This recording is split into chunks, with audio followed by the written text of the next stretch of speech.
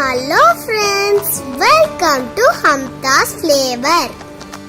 இன்னைக்கு நம்ம என்ன பார்க்க போறோம்னா ஹெல்த்தியான காஃப் சாக்லேட்.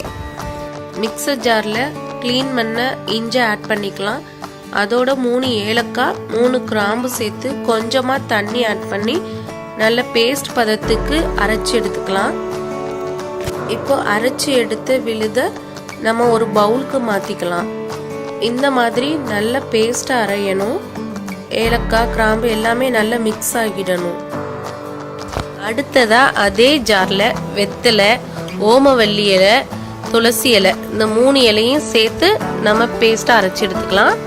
நம்ம அரைச்சி எடுத்த பேஸ்ட்டை வடிகட்டியில ஆட் பண்ணி நல்ல ஜூஸை மட்டும் எடுத்துக்கலாம். ஒரு பேன்ல பனங்கற்கண்டு,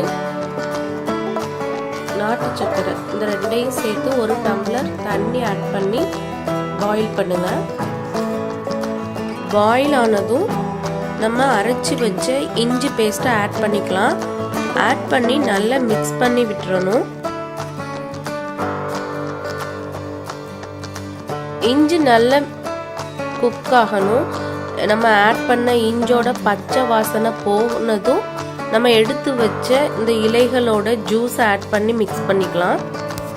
இஞ்சி அந்த இலைகளோட சாறு எல்லாம் சேர்ந்து நல்லா மிக்ஸ் ஆகி வந்ததும் நல்லா பாயில் ஆகிட்டு இருக்கும். அந்த டைம்ல நம்ம எலுமிச்சை சாறை ஆட் பண்ணிக்கலாம். இப்போ தேன் ஆட் பண்ணிக்கலாம். தேன் ஆட் பண்ணிட்டு நல்லா மிக்ஸ் பண்ணி விட்டுருங்க. நல்லா கெட்டி ஆகிற வரைக்கும் ஸ்லோ ஹீட்ல வச்சு நம்ம குக் பண்ணிட்டே இருக்கணும். லோ ஹீட்ல வச்சே நல்லா கெட்டி ஆகிற வரைக்கும் நம்ம மிக்ஸ் பண்ணிட்டே இருக்கணும். இதே நார்மல் ஒயிட் சுகர் ஆட் பண்ணியிருந்தா இந்த டைம்லேயே நம்மளுக்கு கேண்டி கிடைச்சிடும். ஆனால் இது நாட்டு சர்க்கரைங்கிறதுனால கொஞ்சம் இதை விட நல்லா வத்தணும். நல்ல கெட்டி ஆனதும் பட்டர் பேப்பரில் ஒரு ஸ்பூனை வச்சு இந்த மாதிரி கொஞ்சம் கொஞ்சமாக எடுத்து நம்ம ஊற்றிக்கலாம். அது நல்லா ஆறி செட் ஆனதும் நம்மளுக்கு தனித்தனியாக வந்துடும். நல்லா ஆறுனதும் ஒயிட் சுகரை கொஞ்சம் மிக்சியில் போட்டு நல்லா பவுடர் ஆக்கிட்டு அந்த பவுடரை மேலாக்கில் தூவி விட்டுருங்க. ஒன்னோட ஒன்று ஒட்டாமல் இருக்கும். ஃபைனலாக கொஞ்சம் சுகர் பவுடரை நல்லா மிக்ஸ் பண்ணி ஒரு பாட்டிலில் மாற்றிடலாம்.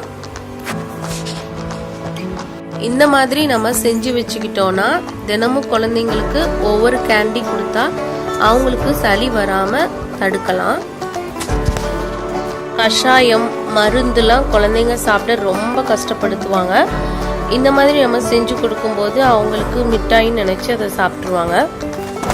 இந்த வீடியோ உங்களுக்கு பிடிச்சிருக்குன்னு நம்புறேன். இதை நீங்களும் ட்ரை பண்ணி பார்த்துட்டு உங்களோட கருத்துக்களை எங்களோட ஷேர் பண்ணுங்க. இந்த வீடியோ உங்களுக்கு பிடிச்சிருந்தா லைக் பண்ணுங்க, ஷேர் பண்ணுங்க, மறக்காம சப்ஸ்கிரைப் பண்ணுங்க.